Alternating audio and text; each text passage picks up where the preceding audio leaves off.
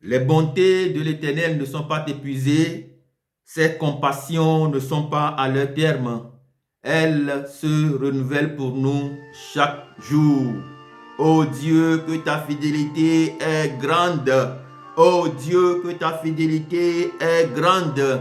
Le psaume 63 déclare, ta bonté vaut mieux que la vie. M'appelle, prends ta croix et viens sur moi. Je réponds, sauveur fidèle, me voici, je suis à toi. Bien-aimés dans le Seigneur, peuple de Dieu, nous répondons tous, sauveur fidèle, nous voici, nous sommes à toi.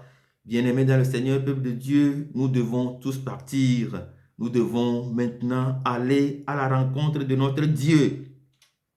Nous prenons appui sur l'histoire extraordinaire de Naaman, qui est le chef de l'armée du roi de la Syrie, qui jouissait de la grande faveur de son maître et d'une grande considération. Naaman était un grand conquérant, était un grand combattant. C'est par lui que Dieu a délivré le peuple de la Syrie. Eh bien, Naaman, malheureusement, a la lèpre. Il est atteint de la lèpre et il lui fallait avoir la guérison. Il lui fallait avoir la purification. Il lui fallait avoir sa complète délivrance. Bien-aimé dans le Seigneur, peuple de Dieu, es-tu malade? Es-tu mal à l'aise dans ta peau?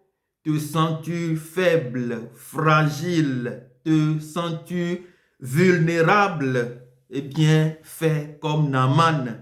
La Bible déclare, il est puissant, il est fort, il est un vrai combattant. Mais cet homme était atteint de la lèpre. Il était un homme fort et vaillant, mais cela n'a pas empêché la lèpre d'avoir raison de lui. Bien-aimé dans le Seigneur, peuple de Dieu, un grand chef de l'armée de Syrie va partir. Il va partir où? Il va aller jusqu'en Israël pour avoir sa guérison, sa purification, sa sanctification.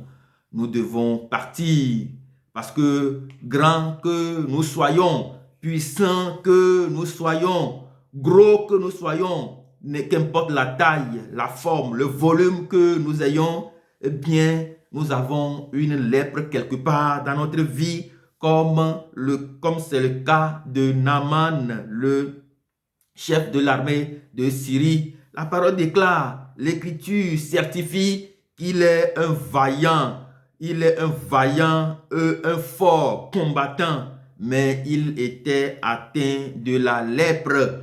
Bien-aimés dans le Seigneur, peuple de Dieu, nous sommes tous atteints de la lèpre et il va nous falloir partir comme Naaman. Il va falloir quitter notre Syrie. Notre Syrie, c'est en quelque sorte notre lèpre. Notre Syrie, c'est notre lèpre, c'est notre maladie. Notre Syrie, c'est notre impureté. Notre Syrie, c'est fait montre de notre état d'incomplétude.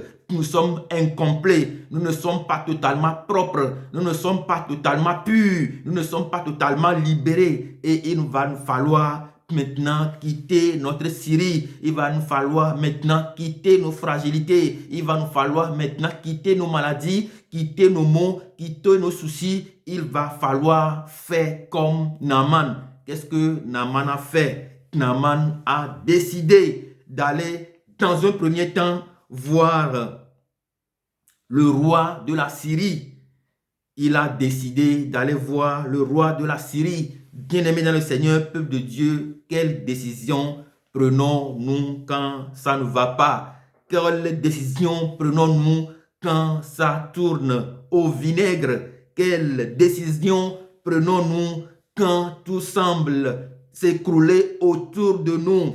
La Bible déclare qu'il est chef, qu'il est fort, qu'il est vaillant, qu'il est compétent, qu'il a la force, qu'il est adroit, qu'il est puissant, mais il est atteint de la lèpre et il a décidé, il a pris une décision qui va lui sauver la vie. Il s'agit dans un premier temps d'aller voir le roi de la Syrie pour lui faire part d'un message important qu'il aurait appris de la bouche de la fille qu'ils ont prise en esclave chez eux à la maison. Il est parti voir le roi. Bien-aimés dans le Seigneur, peuple de Dieu, quelle décision prenons-nous? Quelle décision prenons-nous vis-à-vis de nos situations, vis-à-vis de ce que nous traversons, vis-à-vis des moments difficiles, périlleux que nous traversons? Quelle décision prenons-nous concrètement? Il a pris la décision d'aller voir le roi de la Syrie, son roi. Il est allé le voir et il lui a dit ce qu'il aurait appris de la fille qui est la fille esclave qui est chez eux dans leur propre maison. Bien-aimé dans le Seigneur, peuple de Dieu, eh bien, il a pris la décision d'aller voir le roi. Mais il va aller voir le roi avec le message de la fille qu'ils ont avec eux à la maison. Comment traitons-nous ceux que nous avons chez nous à la maison? Comment traitons-nous ceux avec qui nous vivons? Comment traitons-nous ceux qui sont plus proches de nous? Comment traitons-nous nos proches? Bien-aimés dans le Seigneur, peuple de Dieu, un grand chef de l'armée a réussi à saisir le message d'une petite fille qui est auprès d'eux dans leur maison, qui est tout proche d'eux. Et il a décidé de partir. Et nous devons partir. Il va partir, il va aller voir le roi et il va finalement partir en Israël pour avoir sa guérison. Bien-aimés dans le Seigneur, peuple de Dieu, nous devons partir comme Naaman. Nous devons monter comme Naaman. Nous devons prendre la décision importante de notre vie. La partie est claire. Il est atteint de la lèpre malgré sa voyance et sa force. Mais il a saisi le message d'une jeune fille. Il a saisi le message de sa femme. Il est allé voir le roi et il va partir en Israël pour avoir sa guérison. Bien-aimés dans le Seigneur, peuple de Dieu, nous devons partir car la situation est terrible. Nous devons partir car le chemin est véritablement périlleux. Nous devons partir, nous devons aller en Israël. Et Israël, ici, eh bien, c'est notre moment de guérison. Israël, c'est le lieu de la rencontre de l'Éternel. Israël, c'est le lieu de la rencontre de notre Dieu. Israël, c'est le lieu de notre expérience personnelle avec le Christ. C'est le lieu de notre expérience personnelle avec Dieu. C'est le lieu de notre expérience personnelle avec le Saint-Esprit. Nous devons décider maintenant de faire notre propre expérience avec notre Dieu. Israël, c'est le lieu de notre expérience personnelle avec le Dieu que nous adorons. Bien-aimés dans le Seigneur, peuple de Dieu, Naaman a entendu parler d'un prophète en Israël et il a finalement décidé d'aller voir ce qui se passe en Israël. Il a finalement décidé d'aller faire lui-même ses expériences. Et la parole déclare que lorsqu'il est arrivé, le prophète lui a justement envoyé un messager pour lui dire « Va te laver dans le Jourdain ». C'est tout ce qu'il a reçu comme message. Bien-aimés dans le Seigneur, peuple de Dieu, nous saisissons déjà dans cette parole 2 Rois 5, 1 à 14, nous saisissons que Naaman, le chef de l'armée de Syrie, c'est quelqu'un qui est véritablement à l'écoute. Pourquoi? Comment je le sais? Parce que dans un premier temps, il va écouter non seulement sa femme, mais il va vouloir réécouter aussi l'esclave, la fille qu'ils ont avec eux à la maison. Deuxième message et troisième message, il va aller écouter le message même du roi, de son propre roi. Le 1, le message de sa femme. 2, le message de sa fille. 3, le message du roi. Et le quatrième message qu'il va avoir, eh bien, c'est le message du messager, du prophète Élisée.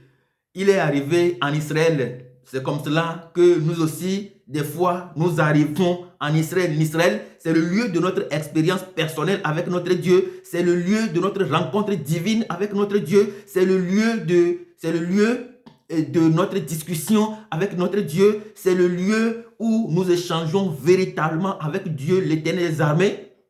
Eh bien, quand il est allé en Israël, le prophète Élisée lui a envoyé son messager. Va simplement te laver cette fois dans le Jourdain et tu seras pur. Bien-aimé dans le Seigneur, peuple de Dieu, est-ce que nous écoutons les messagers qui sont plus proches de nous? Est-ce que les messagers que Dieu nous envoie, est-ce que les messages que Dieu nous envoie, est-ce que nous réussissons à les saisir? Est-ce que nous réussissons à véritablement rentrer en contact avec le mystère caché derrière ces messages-là que Dieu nous adresse? Un chef de l'armée de Syrie arrive en Israël, il a perdu son statut de chef. Maintenant, il est arrivé en Israël comme quelqu'un qui cherche sa guérison. Il est arrivé en Israël comme un malade. Eh bien, il va attendre le prophète Élisée qui va lui envoyer un messager.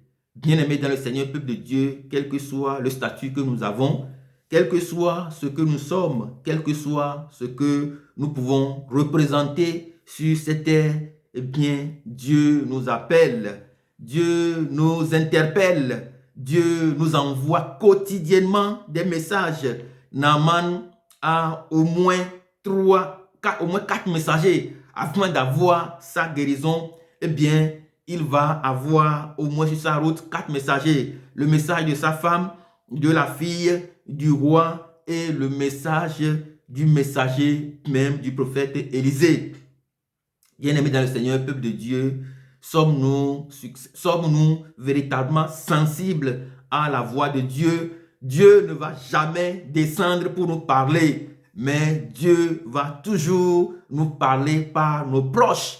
Dieu va toujours nous parler par nos proches comme il a parlé à Naaman. Comme il a parlé à Naaman, Dieu va nous parler à travers nos proches. Dieu va nous parler à travers les petits que nous avons, à travers ceux que nous considérons comme étant petits. Dieu va nous parler à travers eux. C'est de la même manière que Dieu a parlé à Naaman. Dieu nous appelle, le Christ nous interpelle. La voix du Seigneur nous appelle ce matin.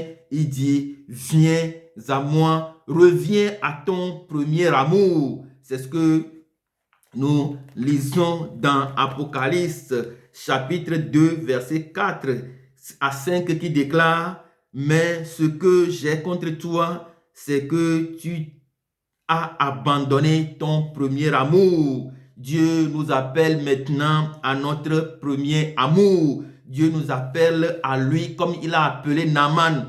Naaman était un combattant. Il était fort, vaillant. Mais Dieu l'a appelé même jusqu'à sur la terre d'Israël. Dieu l'a appelé pour sa guérison. Dieu l'a appelé pour sa purification. Dieu l'a appelé pour sa sanctification. C'est de la même manière, bien-aimés dans le Seigneur, peuple de Dieu, que Dieu nous appelle. Parce que comme Naaman, nous sommes tous atteints d'une lèpre. Quelle que soit la forme de la lèpre, eh bien, comme Naaman, nous sommes atteints d'une lèpre. Quel que soit ce que nous sommes, nous sommes tous atteints d'une lèpre et que nous devons nécessairement remonter à notre premier amour, celui qui est capable de nous délivrer. Il déclare dans Apocalypse 2, verset 5, « Souviens-toi donc d'où tu es tombé, répands-toi et pratique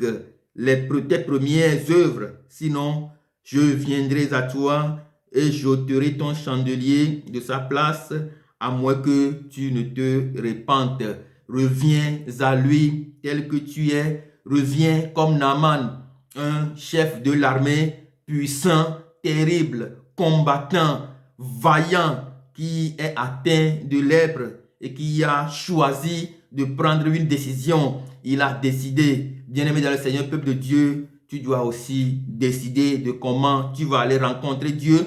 Tu dois également décider de faire tes propres expériences avec ton Dieu. Il est arrivé sur la terre d'Israël, il a eu que le messager du prophète, il n'a pas vu le messager. Il n'a pas vu le prophète et il n'a vu que le messager. À la fin de l'histoire, nous lisons qu'il s'est finalement lavé. Il s'est plongé 7 fois dans le Jourdain et son corps est totalement devenu jeune. Il est complètement guéri et sa chair redevint comme la chair d'un jeune enfant et il fut pur. Bien-aimés dans le Seigneur, peuple de Dieu, nous devons partir. Tu dois nécessairement partir, aller sur la terre de la rencontre. Tu dois aller rencontrer, faire l'expérience de Dieu. Ce n'est pas un endroit dans le monde, ce n'est pas un endroit sur la terre. La Bible déclare dans Jean 4, verset 23, l'heure vient où les vrais adorateurs adoreront en esprit et en vérité. Eh bien, c'est en esprit que nous faisons notre expérience avec notre Dieu comme Naaman. C'est en esprit qu'aujourd'hui nous allons faire notre expérience avec notre Dieu. C'est un esprit que nous devons finalement quitter. Nous devons quitter nos scieries pour pouvoir aller sur la terre de guérison, pour pouvoir recevoir la guérison, rencontrer en esprit le Christ et obtenir notre guérison, nous libérer de nos lèpres et retourner sur le champ de bataille et combattre dans le nom puissant de Jésus-Christ de Nazareth. Bien-aimés dans le Seigneur, peuple de Dieu, le Christ nous appelle, notre Dieu nous interpelle, le Dieu, l'Éternel des armées, le combattant de Tout-Puissant nous appelle. Venons à lui tel que nous sommes dans le nom puissant de Jésus-Christ. Dieu nous bénisse abondamment. Amen.